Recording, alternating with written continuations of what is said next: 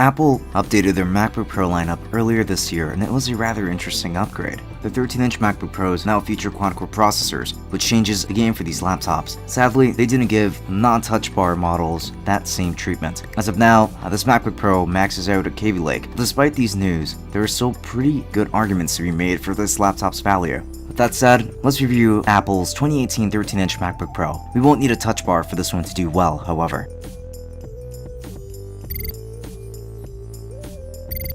This video was made possible with the help of PureVPN. This is a VPN service that will keep your browsing data secured and away from your service provider or other snoopers. Make your browsing safer today with the affiliate link in the description.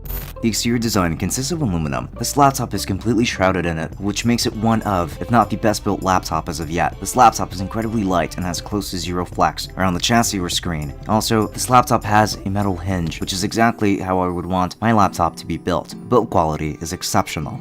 The top consists of the aluminum plate and the Apple logo. The bottom consists of an aluminum backplate and the screws holding this device together.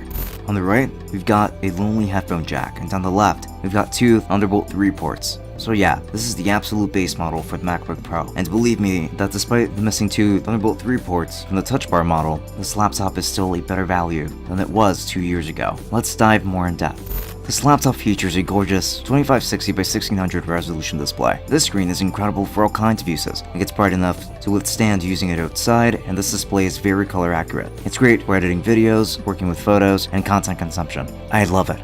The keyboard is actually one of my favorite keyboards out there. They're using their second generation butterfly switches, which are very quick and responsive. I feel like I'm typing my fastest with this keyboard. However, lack of travel on the keys also make it difficult to play games, and with so, I would get a separate keyboard if you truly wanted to play games on your MacBook. The trackpad is also pretty incredible. The haptic feedback is so subtle when you press down on the touchpad that it actually feels like a real button press. The size of the trackpad, as well as the texture, are pretty underrated features, as it's actually very lovely to use.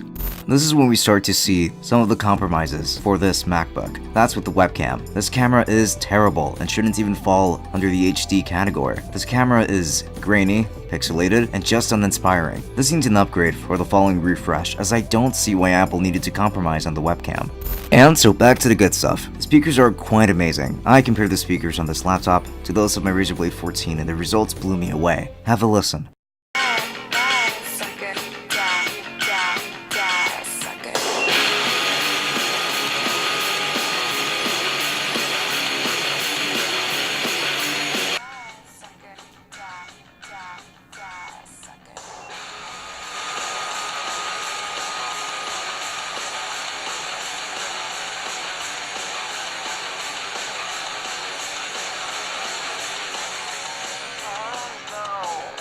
This laptop features an Intel Core i5, a dual-core CPU running at 2.3 GHz with turbo boost to 3.6 GHz. This is a Kaby Lake CPU powered by Intel Iris Plus graphics, 640, 8 gigs of RAM, and a 256 gig SSD.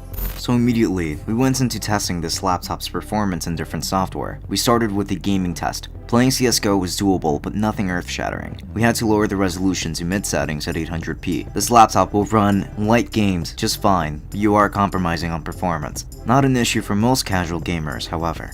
Performance in Photoshop was very smooth as expected. Even with a dual-core CPU, it takes a lot for this laptop to struggle in this program. My edits here are nothing too complicated, as I work with few layers and not too many effects. It's very smooth, though I am sure that this laptop can handle a lot more in this department. Performance in Adobe Premiere was a little odd. So, trying to open some projects directly from the start menu when you open Premiere Pro causes it to crash completely. I was able to work around that by opening a new project and then importing an existing project onto it. After that, editing was pretty smooth.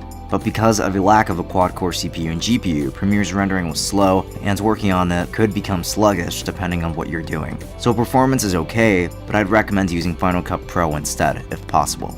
After Effects, if handled correctly, can be a powerful tool for this laptop. It handled After Effects projects surprisingly well, as long as they weren't too long or too cluttered. If you're working lightly, pretty much all Adobe software will work just fine for you. But quite frankly, I'm still a little bummed out by the missing spec bump that we all expected to get. This laptop could have been more powerful and be on par with its more expensive brethren. I mean, my Razer Blade 14 can handle every task I put this laptop through and more, thanks to its quad-core CPU and dedicated GPU. This is a 3-year-old laptop and it destroys this much more recent version of the MacBook Pro. As a Pro model, it should absolutely show it through not just looks, but also its performance. It does fall shorter than expected, and that is disappointing. However, this laptop is still a good value because of its best-in-class build quality and other hardware features that make it so special. It has a beautiful display, 2 very powerful Thunderbolt 3 ports, great keyboard, and a fantastic trackpad. All of these are things that contribute to giving the user a great user experience just through normal use.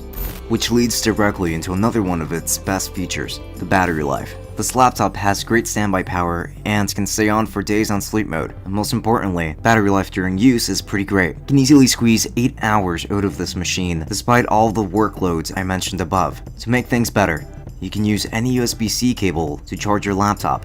I was able to keep both the MacBook Pro and Google Pixel 2 charged with just my Pixel's charger. Talk about versatility. By this point, you're likely guessing what it is I'm going to say about its usability. And you're right if you assumed what I'd say based on everything I mentioned above. Yes, it's pretty great to use. Love the hardware touches, but honestly, I still hate macOS so much. I hate it more and more every time I use it because things get messy quickly. Searching for files can be a little tedious, things that should be visible stay hidden, and much more. Honestly, it's the hardware that makes using this computer so nice. You can browse the web, write scripts, consume content, make videos, edit photos, play small games, and more for hours, thanks to the amazing battery life. This laptop is a joy to use, honestly. Just wish that more Windows laptop manufacturers would take more cues from Apple as Android manufacturers do from theirs. Not that they tend to copy the good stuff, anyway. Just earlier, you listened to me complain about this MacBook's performance, so to pettiness, please sum up everything from earlier in this complaint section of the video. This laptop is a beautiful performer, casually, but should not be considered if you know that you will need to get more intense with editing software and especially 3D modeling software. All of these will become more demanding on your computer later when your projects are a lot bigger and more complicated. Get the Touchbar model if you wanted this size but needed the extra boost in performance. Aside from that, this laptop gets very hot. It only has a few cooling vents underneath the screen, which isn't enough to keep it cool while working on stronger software. They should add some cooling vents around the bottom of the laptop as well so that the CPU can always stay cool, or as cool as possible, and this laptop doesn't thermal throttle. The webcam is also very low resolution and simply does not keep up with other devices. This needs to change as well. That's it. Whew.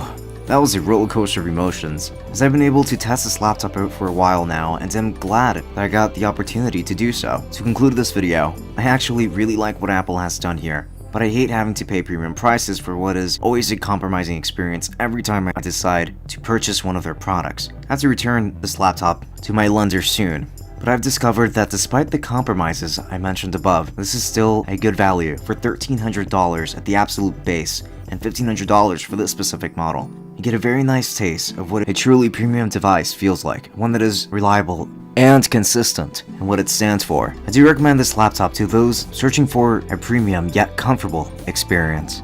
PureVPN. They offer safe browsing across any web browser while keeping your browsing data away from your internet service provider or any other snoopers. They offer unlimited data transfer from streaming or downloading. They have more than 2,000 servers in over 140 countries and work through desktop and mobile apps. You can also stay active on 5 different devices at once from the same account with 24/7 tech support. To get yourself signed up, click on the affiliate link in the description. For more content, make sure to subscribe to our channel, and to stay updated when a new video comes out, make sure to click on that bell and enable notifications. For links to everything featured in this video, expect to find those in the description, as well as links for what to watch next. This has been Francisco from Tech Summit. Thank you for watching, and I'll be seeing you all later. Enjoy.